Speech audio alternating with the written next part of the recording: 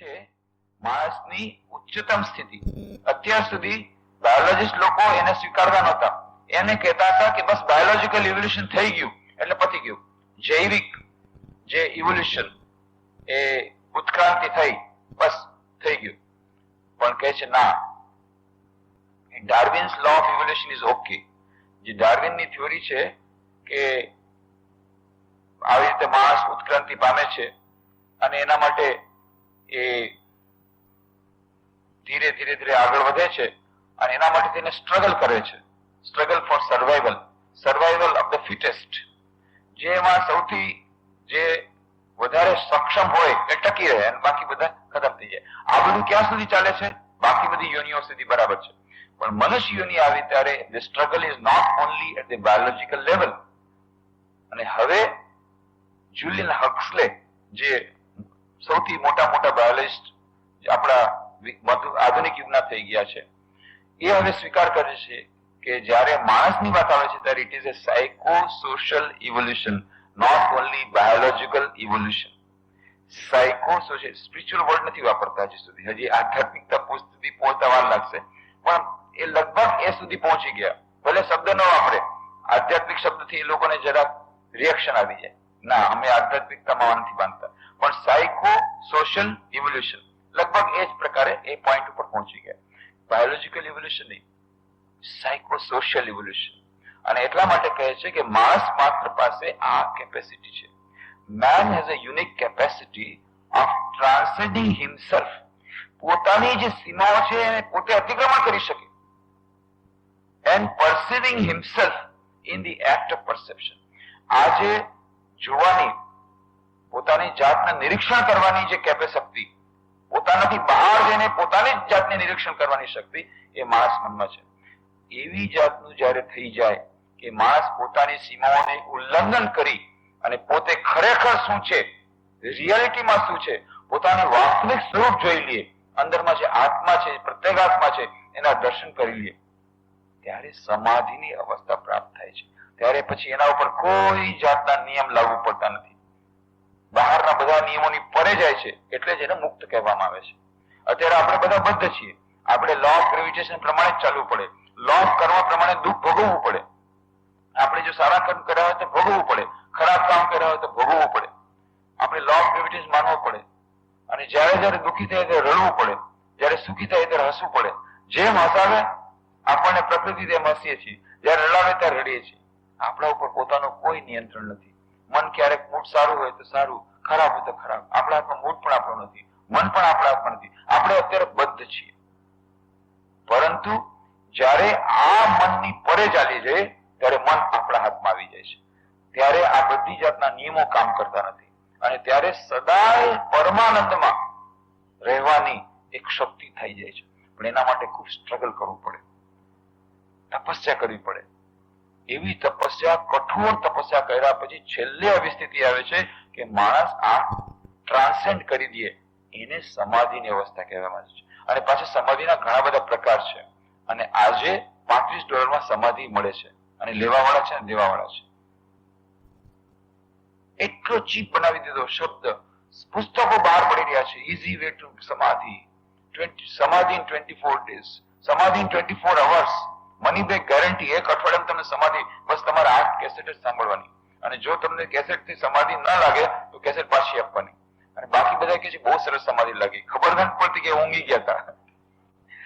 ઊંઘ અને સમાધિમાં અંતર શું છે? સ્વામી વિવેકાનંદ બહુ સુંદર સમજાવે છે કે ઊંઘ અને સમાધિ બંને બહારથી સેમ લાગે છે, કારણ કે સમાધિ અવસ્થામાં બાહ્ય જ્ઞાન રહેતું નથી અને ઊંઘમાં પણ બાહ્ય જ્ઞાન રહેતું નથી.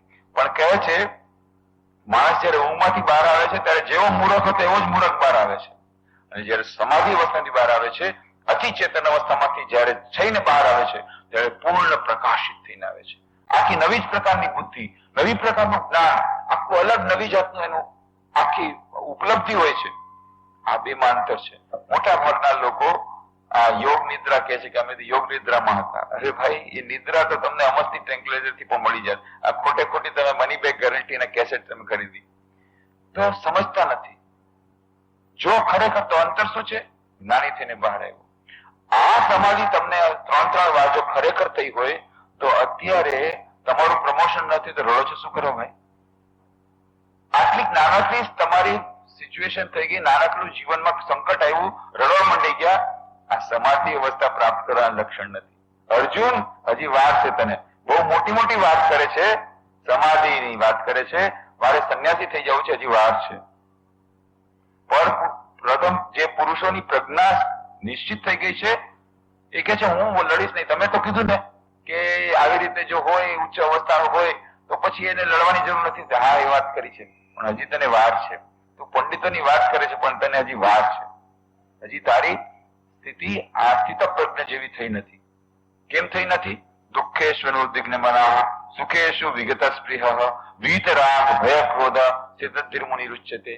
લક્ષણ શું છે? અર્જુન પૂછે છે. તમે કીધું મારી પ્રજ્ઞા નથી થઈ. શું કેમ કહો છો? હું તો જાણું છું કે હું પ્રજ્ઞાવાન છું, હું બુદ્ધિમાન છું, મારા જો બુદ્ધિમાન કોઈ નથી. હજી વાર છે. તો શું લક્ષણ શું છે? કેવી રીતે સમજવું કે મારી બુદ્ધિ બરાબર થઈ છે કે નહીં, પ્રજ્ઞા બરાબર થઈ છે કે નહીં? ત્યારે આ સ્થિત પ્રજ્ઞા લક્ષણ, તેની સ્થિતિ પ્રજ્ઞા થઈ ગઈ છે, જેથી પ્રજ્ઞા સ્થિર થઈ ગઈ છે એના લક્ષણ સાંભળી લે. પ્રજહાતિ યદા કામાન સર્વાન પાંચ મનોગતાન આત્મન્યેવ આત્મના તુષ્ટ સ્થિત પ્રજ્ઞસ્તોચ્યતે. જેણે બધી કામનાઓને છોડી દીધી છે, બધી ઈચ્છાઓ જેનાથી પૂર્ણ ચાલી ગઈ છે, જેના મનમાંથી સર્વાન પાર્થ મનોગતાન, મનમાંથી બધી ઈચ્છાઓ પૂરી થઈ ચાલી ગઈ છે, અને કહે છે આત્મન્યેવ આત્મના તુષ્ટ.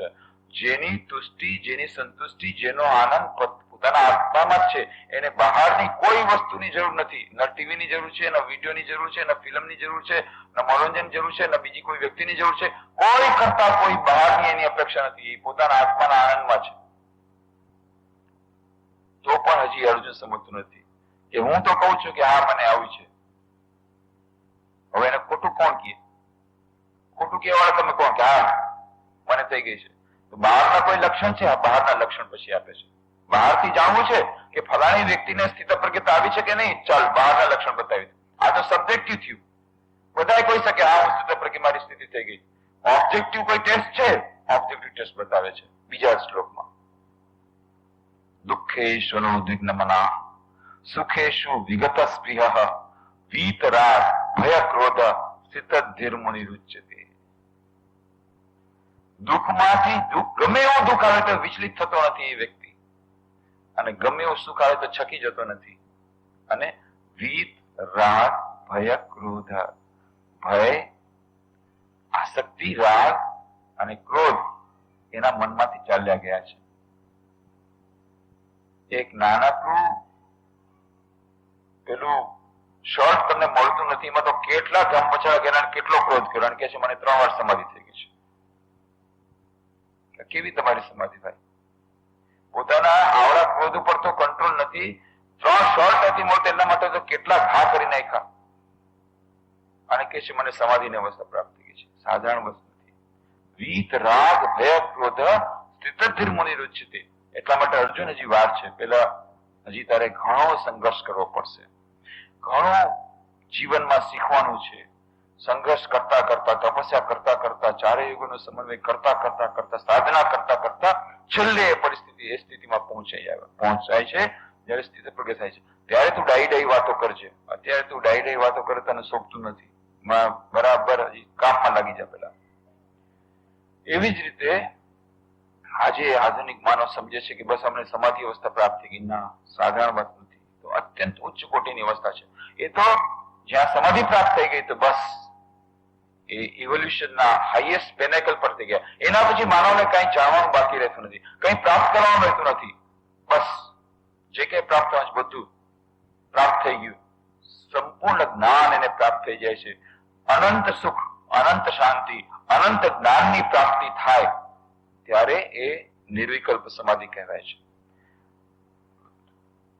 એ સમાધિ પ્રાપ્ત કરવી લાખો લાખો કરોડો કરોડો કરોડો મનુષ્યમાંથી એકાદ માણસ આવી સમાધિ પ્રાપ્ત કરવાની ઈચ્છા ધરાવે છે. ખરે આવી સમાધિ, બાકી ઓલી ફેશનેબલ સમાધિ પ્રાપ્ત કરવા માટે ઘણા લોકો છે, પણ ખરેખર આવી સમાધિ પ્રાપ્ત કરવા માટે આવી કઠોર તપસ્યા કરીને ખરેખર આજે બિયોન્ડ ટાઈમ સ્પેસ પોઝિશન પ્રાપ્ત કરવાની ઈચ્છા ધરાવતા, જેને કહેવાય આત્મદર્શન, પરમાત્મા દર્શન, આવી જાતની સ્થિતિ સમાધિ અવસ્થા પ્રાપ્ત કરવા માટેની ઈચ્છા ધરાવતા લોકો કરોડોમાં એકાદ છે, અને આવી ઈચ્છા ધરાવતા લોકો જે બહુ સાધના કર્યા છે એમાંથી કરોડોમાં સાધકોમાંથી એકાદને સમાધિ અવસ્થા પ્રાપ્ત થાય છે.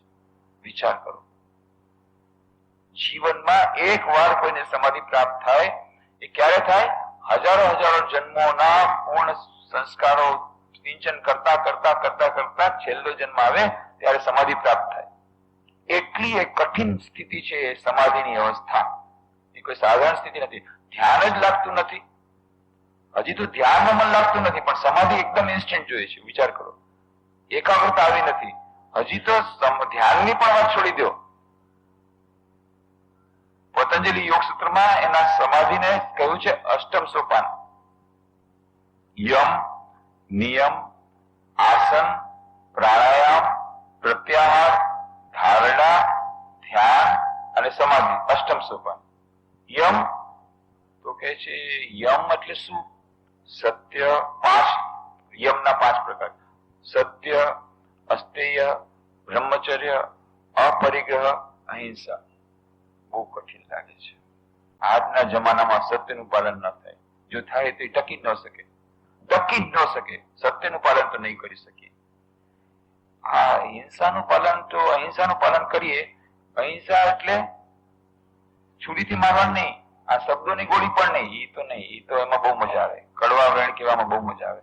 સામેવાળા 2 કે તો હું 4 કહું, એને સંભળાવી દઉં, એકદમ યાદ રાખે એવા શબ્દો કહી શકું છું. મારા મોઢાની તો ગોળી તો એકદમ તૈયાર જ છે, બંદૂક. એ પણ એ હિંસા છે. તો એ તો અહિંસા પણ નહીં થાય, સત્ય પણ નહીં થાય. અસ્તેય, ચોરી નહીં કરી. કોઈ દિવસ હું કોઈના ઘરે ચોરી નથી કરવા ગયો.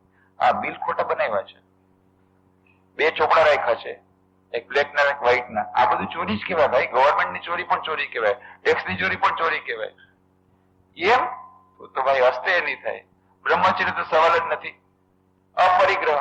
અપરિગ્રહમાં તમે માનતા નથી. જેટલી ગિફ્ટ આવે એટલી મેક્સિમમ ગિફ્ટ. અમે તો બર્થડેમાં તો મેક્સિમમ ગિફ્ટ અમને જોઈએ, અને ગિફ્ટ જેટલી આવે એટલી અમારે સ્વીકાર કરવાની છે. બહારથી જેટલો માલ આવે અને ન આવે, પોતાની મેળે ન દે તો એને સામેથી કેવડાવે છે, ભાઈ દહીં નથી ગયા, તમારો ઓર્ડર જોતો તો લઈ જાજો. અત્યારે આપણે પાછળની જમીનનો કેબિનેટમાં ડિસિઝન થઈ ગયું, ઓર્ડર નથી આવતો, રાહ જુએ છે. બાકી બધા જેમ ઓર્ડર કાઢતી પેલા એને ખબર નથી આ સ્વામીજી ભેટ ધરવા વાળા નથી. એ અપેક્ષા કરે છે ક્યાંક તમે ભેટ ધરશે પછી એમાં ઓર્ડર કાઢશું. ઊંઘ દેવા વાળો નથી. બિહારમાં નથી આપ્યું, તમને ગુજરાતમાં આપવું નહીં આપવું, થાય કરી લ્યો. પણ એ રાહ જુએ છે. ભેટ જેટલી જોઈએ એટલી. અપરિગ્રહ ક્યાંથી આવે? તો યમ તો અમારી પાસે માટે બહુ કઠિન છે. સેકન્ડ સ્ટેપ છે નિયમ. નિયમમાં શું છે? શૌચ, સંતોષ, તપ, સ્વાધ્યાય, ઈશ્વર પ્રેરણા. બહુ કઠિન લાગે છે. યમ અને નિયમ બહુ કઠિન લાગે છે. સમાધિ બહુ સરળ, એકદમ તરત જોઈએ છે. આજે ને આજે જોઈએ, કાલ નથી કરવી. આજે ને આજે સમાધિ જોઈએ. પણ યમ નિયમ બહુ કઠિન લાગે છે. પેલું સ્ટેપ બહુ કઠિન, બીજું સ્ટેપ બહુ કઠિન. આસન, પ્રાણાયામ, પ્રત્યાહાર, પછી આવે ધારણા. ધારણાનો અર્થ છે 12 સેકન્ડ સુધી એક જ કોઈ પ્રત્યય ઉપર કોઈ પણ જાતના વિક્ષેપ વગર મન કેન્દ્રિત રહે, એકાગ્ર રહે, એનું નામ છે ધારણા. અને 12 multiplied by 12 second, 12 multiplied by 12 second એટલે કે 144 સેકન્ડ સુધી મન એક જ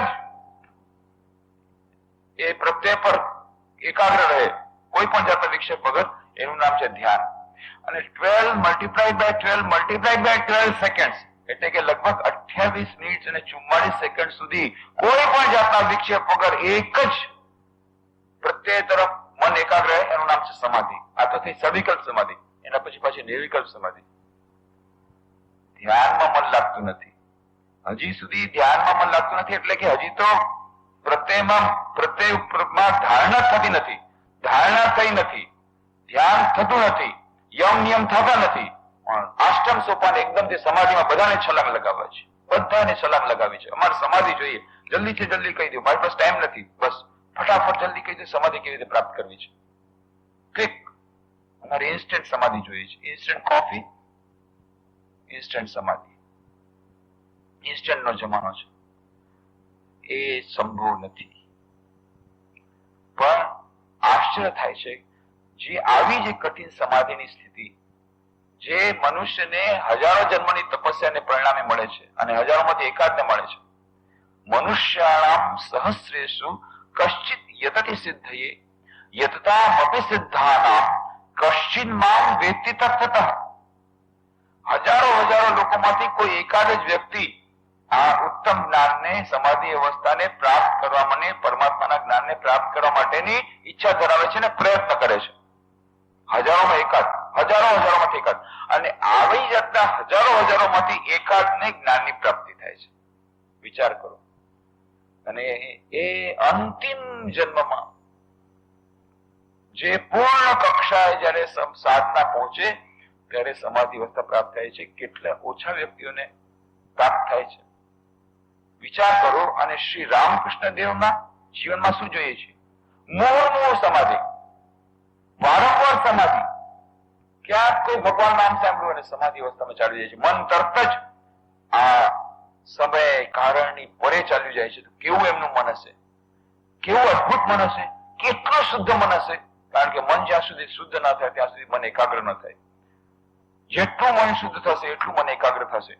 તો શ્રી રામકૃષ્ણનું મન કેટલું શુદ્ધ હશે, કેવું અદભુત એકાગ્ર મન હશે કે એક નાનકડી ભગવાનનું નામ સાંભળ્યું અને કેવી એની ભક્તિ હશે કે તરત જ મન એકદમ સમાધિ અવસ્થામાં ચાલ્યું ગયું, બાહ્ય જ્ઞાનથી રહિત. ડોક્ટર સરકાર આવ્યા હતા સમાધિ અવસ્થા કે હું આ સમાધિમાંથી માનતો નથી, તમે લોકો બધાય મહાત્મા બનાવો છો અને લોકોને બગાડો છો. પછી જયારે સમાધિ અવસ્થામાં થયા શ્રી રામકૃષ્ણ દેવ પોતે આંખમાં આંગળી ઘુસાવીને જુએ છે કે પલકારા મારે છે કે નહીં. આ ભક્તોને ખૂબ ખરાબ લાગ્યું. પણ પણ ડોક્ટર સરકારે કસોટી કરી, કોઈ પલકારા માટે. એ તો જુદા જગતમાં ત્યારે શ્રી રામકૃષ્ણ. અને શું અદભુત એ તકો. ત્યારે શ્રી રામકૃષ્ણનો ચહેરો, ત્યારે શું અદભુત એમની સ્થિતિ. બાહ્યમાં તો આપણને શું ખબર પડે, પણ અંતરમાં કેટલો આનંદ હશે કે બહારથી આવો ચહેરો પ્રકટ થતો હશે. અને આપણા સદભાગ્ય કેવા કે એવી સમાધિ અવસ્થામાં શ્રી રામકૃષ્ણ જયારે હોય ત્યારે એ ભક્તોએ જે દર્શન કર્યા હશે એ ક્યારેક કેટલો આનંદ થયો હશે લોકોને. ત્યારે શું એને અનુભૂતિ થઈ હશે એ તો અકલ્પનીય છે. પણ તેમ છતાં એનો એક અંશ આપણે માણી શકીએ. કેવી રીતે? એ વખતે સમાધિ અવસ્થામાં જયારે હતા ત્યારે ફોટો ખેંચી લીધેલો છે, કેમેરા દ્વારા લીધેલો ફોટો. કેમેરા ત્યારે એનું આપણા સદભાગ્યથી કેમેરાનું ત્યારે ઇન્વેન્શન થઈ ગયું હતું અને એ કેમેરા લીધેલ ફોટોથી આપણને ખબર પડે કેવો અદભુત ફોટો. કેવી સ્થિતિમાં હશે, આનંદના સાગરમાં તરતા હશે, ચારે ચહેરા પર આટલો આનંદ ઝલકે છે. પણ એ તો આપણે ફક્ત જોઈને, પણ જે લોકો એ વખતના વાતાવરણમાં હશે, ત્યારના વાઇબ્રેશન જે લોકોને લાગ્યા હશે, ત્યારનું વાતાવરણ કેવું હશે. જયારે શ્રી રામકૃષ્ણ દેવ, આપણે ફોટો જોવાથી જ આટલો આનંદ આવે છે, પણ શ્રી રામકૃષ્ણ ફોટો નહીં પણ પોતે જયારે હશે ત્યારે શું આનંદ હશે. એ કેવી જાતનો અનુભવ હશે. એ દક્ષિણેશ્વરના ઓરડાની કેવા વાઇબ્રેશન હશે એ અત્યારે જવાથી પણ ખબર પડે. આજે 100 વર્ષ પછી પણ જો કોઈ કલકત્તા જાય, દક્ષિણેશ્વરનું મંદિર છે ત્યાં રામકૃષ્ણ ઓરડામાં જાય ને બેસો તો એક અદભુત એક અનુભૂતિ થાય છે આજે પણ. તો જયારે શ્રી રામકૃષ્ણ હતા ત્યારે શું અનુભૂતિ થઈ હશે ત્યાંના ભક્તોને, એક અકલ્પનીય છે.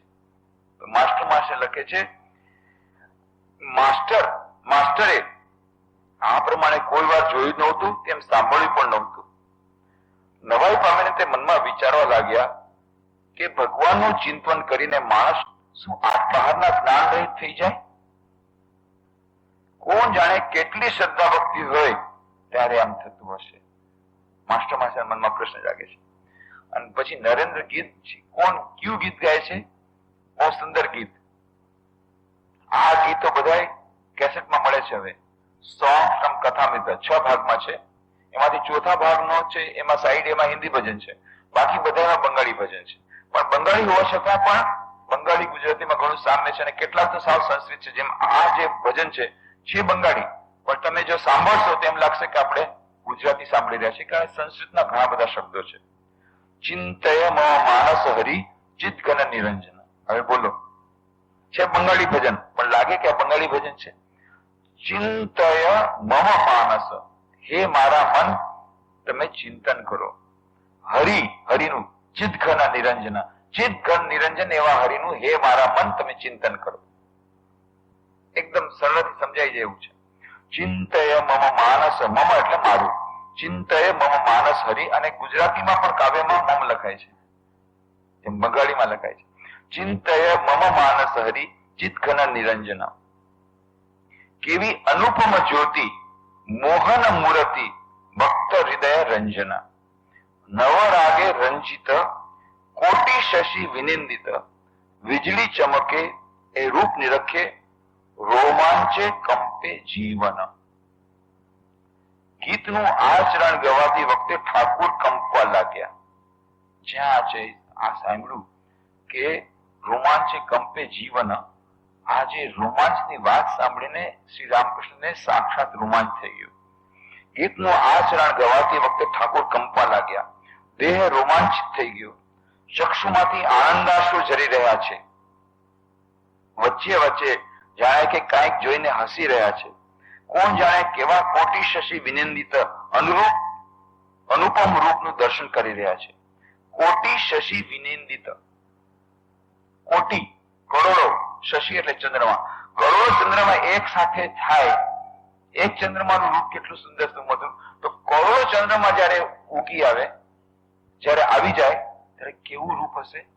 એવા રૂપનું દર્શન શ્રી રામકૃષ્ણ કરતા હશે, અનુપમ રૂપનું, તો કેવી સ્થિતિ થાય. કોણ જાણે કેવા કોટી શશી વિનિંદિત અનુપમ રૂપનું દર્શન કરી રહ્યા છે. આનું નામ શું? ભગવાનનું ચિન્મય રૂપ દર્શન, ભગવાનનું ચિન્મય દર્શન. કેટલી સાધના કરવાથી, કેટલી તપશ્ચર્યાને પરિણામે, કેટલી ભક્તિ શ્રદ્ધાના જોરે આવું ઈશ્વર દર્શન થાય.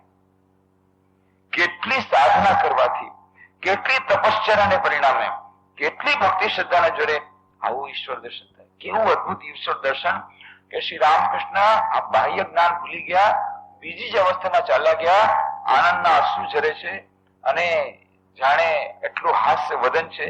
કેવી એવું અદભુત એ રૂપ શ્રી રામકૃષ્ણ. ગીત આગળ ચાલે છે. હૃદય કમલાસને ભજો ભગવત ચરણ, દેખો શાંત મને પ્રેમ નયને અપરૂપ પ્રિય દર્શન. આ બધું બંગાળી છે, લગભગ બંગાળી ગીતમાં આવું જ આવે છે, અને ગુજરાતી પણ આનો અનુવાદ આવી રીતે કર્યો છે. આપણને લાગે છે બંગાળી સાંભળી રહ્યા છે. હૃદય કમલાસને ભજો ભગવત ચરણ, દેખો શાંત મને પ્રેમ નયને અપરૂપ પ્રિય દર્શન. વળી પાછું ઠાકોરના ચહેરા પર પેલું ભુવન મોહન હાસ્ય. માસ્ટર મહાશય એ હાસ્યનો ઉપમા આપી છે ભુવન મોહન. સમસ્ત જગતને ભૂલાવી દે. શ્રી કૃષ્ણદેવ જયારે ગોવાળિયા તરીકે આવ્યા, બાકીના એ જે ગાયો છે એ ગોવાળિયા પાછળ એવી દોડે છે, એવી દોડે છે. શું આકર્ષણ! એ અદભુત આકર્ષણ સમજાય નહીં. એ ભુવન મોહન આખા જગતને મોહિત કરનારું છે. એવી જ રીતે શ્રી રામકૃષ્ણનું જે હાસ્ય છે કેવું છે? સમસ્ત જગતને મોહિત કરનારું હાસ્ય. વળી પાછું ઠાકુરના ચહેરા પર પેલું ભુવન મોહન હાસ્ય.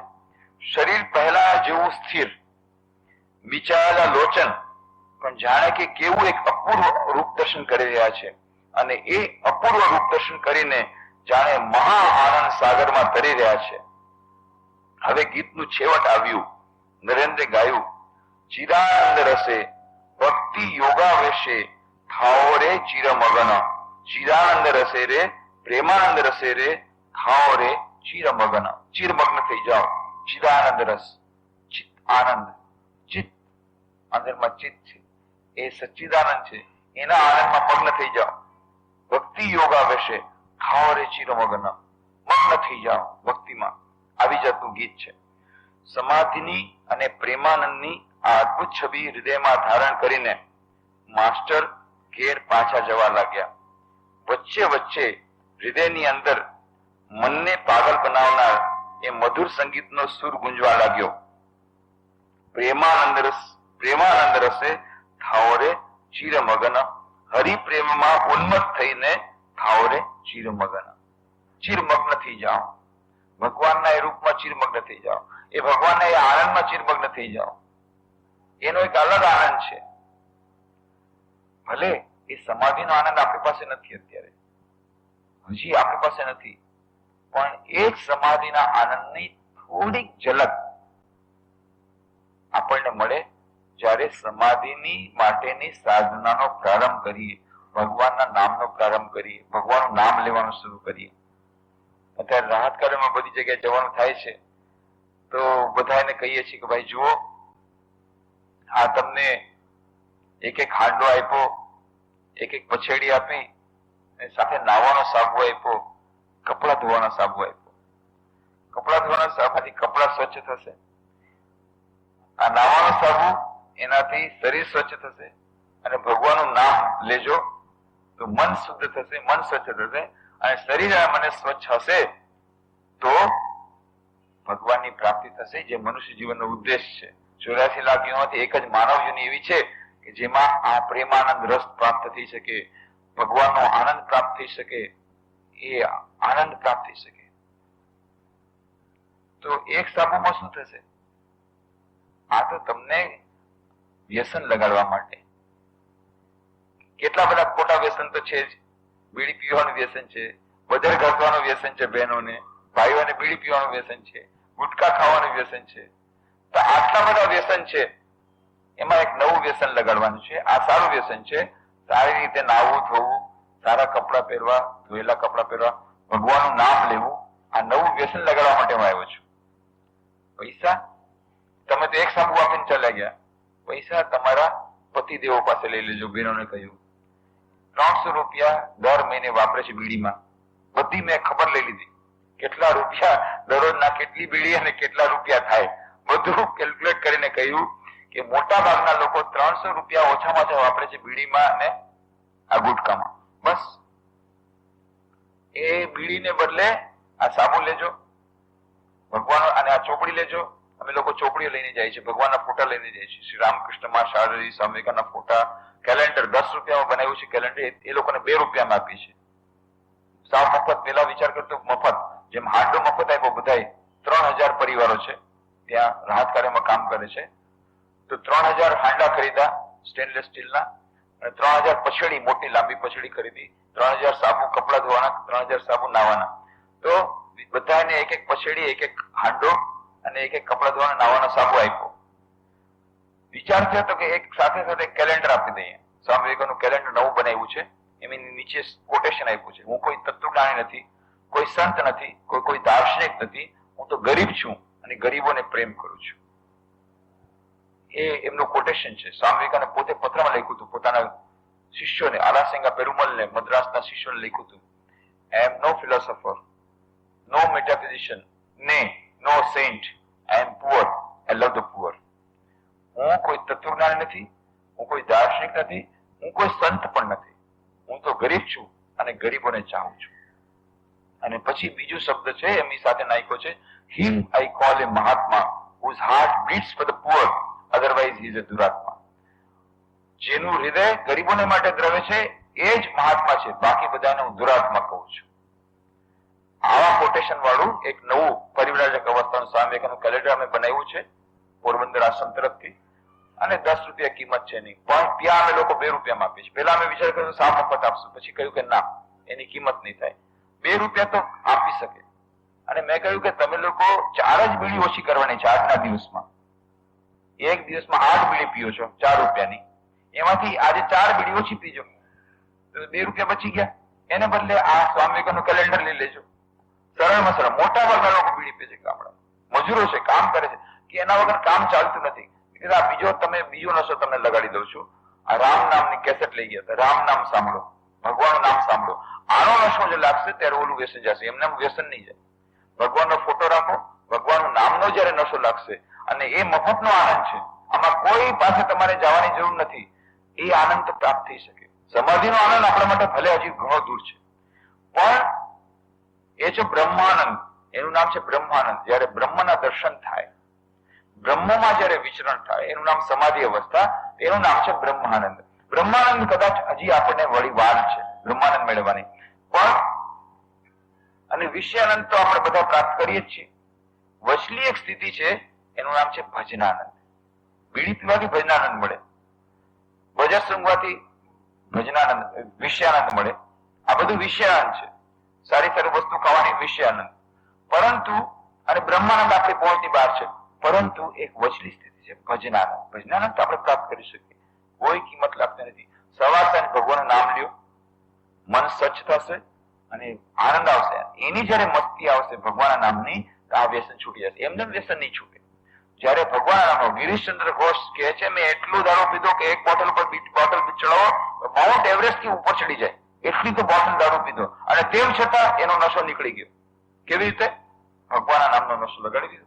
શ્રી રામકૃષ્ણ દેવે કોઈ વાર કીધું નહીં કે તું દારૂ પીતો નહીં, બલકી એ આવીને ગિરીશચંદ્ર ઘોષ બેઠા છે વાત કરતા કરતા, પછી કે છે હું જરા માસે જરા ફરીને આવું છું, કે અહીંયા બેસો બેસો. ના ના, હું થોડીક વાર માં. અરે તમે બેસો તો ખરા. પછી હૃદય કે રુદુ જોતો આ ઘોડાગાડીની પાછળમાં શું લાગ્યું છે, લઈ આવતો.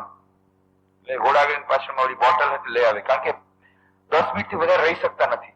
10 મિનિટ વાતચીત કરીને પછી તલપ લાગે છે દારૂ પીવાની. એટલે કે હું જરા ફરીને આવું છું. કે ના ના તું બેસો, તમારે અહીંયા જ ફરવાનું, તમારું અહીંયા જ કરી દઉં છું.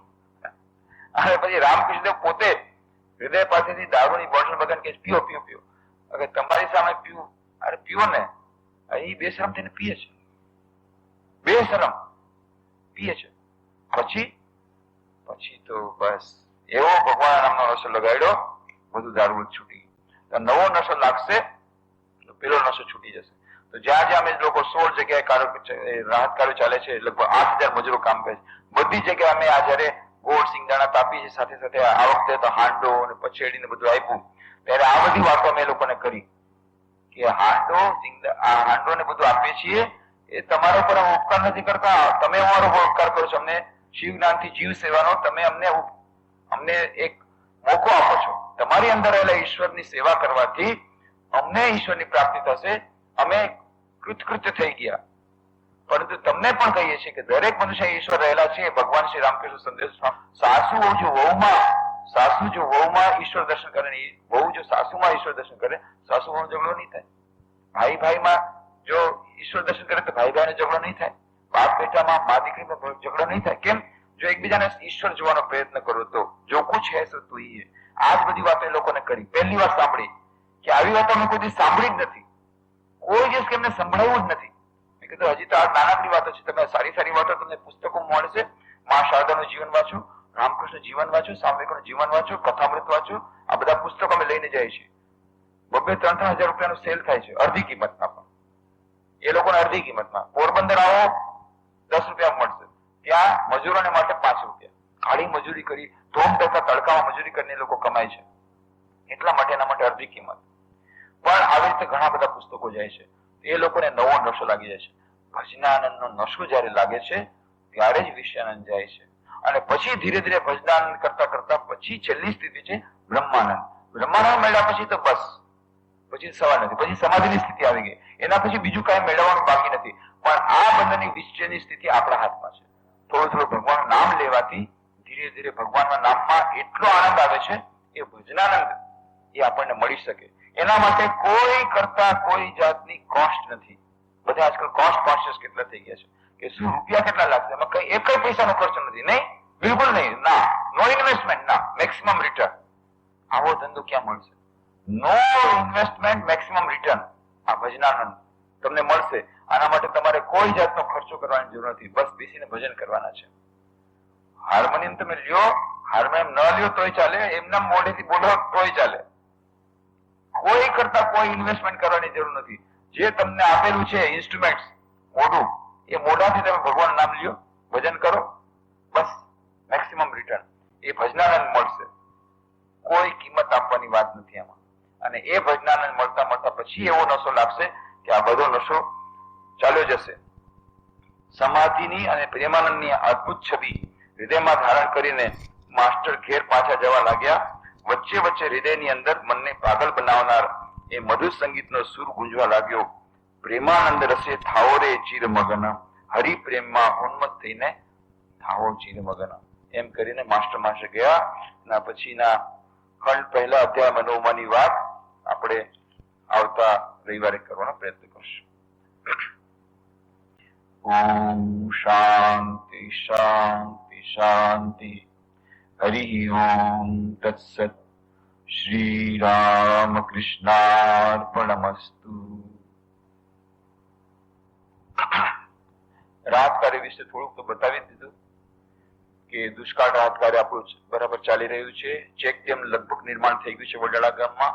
વડાળા ગામમાં નિઃશુલ્ક ભોજનાલય ચાલુ છે, બરાબર ચાલે છે. ત્યાં ચાસણામાં પણ નિઃશુલ્ક ભોજનાલય ચાલુ છે, રસોડું ચાલુ છે. ત્યાં તો લગભગ 50-60 લોકો 2 વાર જમે છે વડાળામાં. ચાસણામાં તો બહુ લોકો વધી રહ્યા છે. બહુ સ્થિતિ ધીરે ધીરે ખરાબ થઈ રહી છે. જેમ જેમ દુષ્કાળ આવી, જેમ જેમ વરસાદ ખેંચાતો જાય છે, હવે લોકો પાસે કાંઈ ધંધા નથી. તો પહેલા 125 લોકો રાતના જમતા હતા, 250 લોકો દરરોજ રાતના જમે છે. આજુબાજુના ગામડામાંથી પણ આવી રહ્યા છે. પેલા રામકૃષ્ણ નગર જે છે, આપણે કોલોનીમાં 30 મકાન છે, એના બધા પરિવારના આવતા ને બીજા 8-10 માંડ આવતા ચાસલાના ગામમાંથી. હવે ચાસલા ગામમાંથી કેટલાય લોકો જમવા આવી રહ્યા છે. ધીરે ધીરે સંખ્યા વધી રહી છે. 250 લોકો રાતના જમી રહ્યા છે. પછી ઘાસચારા વિતરણ કેન્દ્ર ચાલુ છે બંને જગ્યાએ. ગાયોને પણ બહુ જ તકલીફ છે, એટલે બબે પૂડા દેતા જાય છે. એના સિવાય ત્યાં છાસ વિતરણ કેન્દ્ર શરૂ કર્યું છે, નિઃશુલ્ક છાસ વિતરણ કેન્દ્ર વડાળામાં. અહીંયા આપણે આશ્રમમાં પણ શરૂ કર્યું છે. ખાસ બધાને કહેવાની છે કે ગમે એને સવારના 10 થી 11 ની વચ્ચે અહીંયા બધાને છાસ મળશે. અને જેટલા પરિવારજનો માટે ઘરે પણ લઈ જઈ શકે છે. એવું નથી કે અહીંયા જ પીવાની છે, ઘરે પણ લઈ જઈ શકે, આખા પરિવાર માટે લઈ જઈ શકે. નિઃશુલ્ક છાસ વિતરણ કેન્દ્ર શરૂ કર્યું છે અહીંયા આશ્રમમાં. એક વડાળામાં તો છે જ, પણ આશ્રમમાં પણ 2 દિવસથી શરૂ થઈ ગયું છે અને ઘણા લોકો લેવા આવે છે. એ બધાને માહિતી આપી દેવાની કે જેને જેને આની આ જે છાસ અહીંયાથી લેવી હોય એ લોકો લઈ જઈ શકે સવારના 10 થી 11 ની વચ્ચે. એ સિવાય આપણે ગોળ સિંગદાણાનું વિતરણ ચાલુ છે. 16 જગ્યાએ રાહતકારું કામ ચાલુ છે. એમાં 8000 મજૂરો કામ કરે છે. એમાં 3000 પરિવારો છે. તો ગોળ સિંગદાણા તો આપણે છેલ્લા 8 અઠવાડિયાથી આપીએ છીએ, પણ સાથે સાથે આ વખતે આપણે થોડુંક આપણને દાન મળ્યું હતું બેલુર મઠથી. એ લોકોએ બીજા ભક્તો મુંબઈના અને બીજા અમેરિકાથી જેટલા બધા લોકોએ રૂપિયા મોકલાવ્યા હતા દાન, એમાંથી બેલુર મઠે આપણને જે રૂપિયા મોકલાવ્યા, 5 લાખ રૂપિયા મોકલાવ્યા, એમાંથી આપણે 3000 હાંડા, 3000 પછેડી, 3000 સાબુ કપડા ધોવાના, 3000 સાબુ નાવાના આ ખરીદી અને બધાને આ એક સેટ, પરિવાર દીઠ એક સેટ આપ્યો છે. સારામાં સારો સ્ટેનલેસ સ્ટીલનો હાંડો, કે ઘણા વર્ષો સુધી ચાલશે. પછી સારામાં સારી પછેડી કે જે બિછાવી પણ શકાય, પહેરી પણ શકાય, જાડી. આ બધું એ લોકોને આપ્યું છે. બહુ ખુશ થઈ ગયા. આ હમણાં ગઈકાલે બધું વિતરણ પૂરું થઈ ગયું 3000 પરિવારોમાં 16 જગ્યાએ. અને પાછું હવે ગોળ સિંગદાણાનું વિતરણ આ અઠવાડિયે પાછું ચાલશે. આવી રીતે રાહત કાર્યો વિભિન્ન ચાલુ છે. અને ઘાસચારા વિતરણ તો એક આપણું પૂરું થઈ ગયું. 54 ગાડીઓ આપણે આપી નિરણની, જે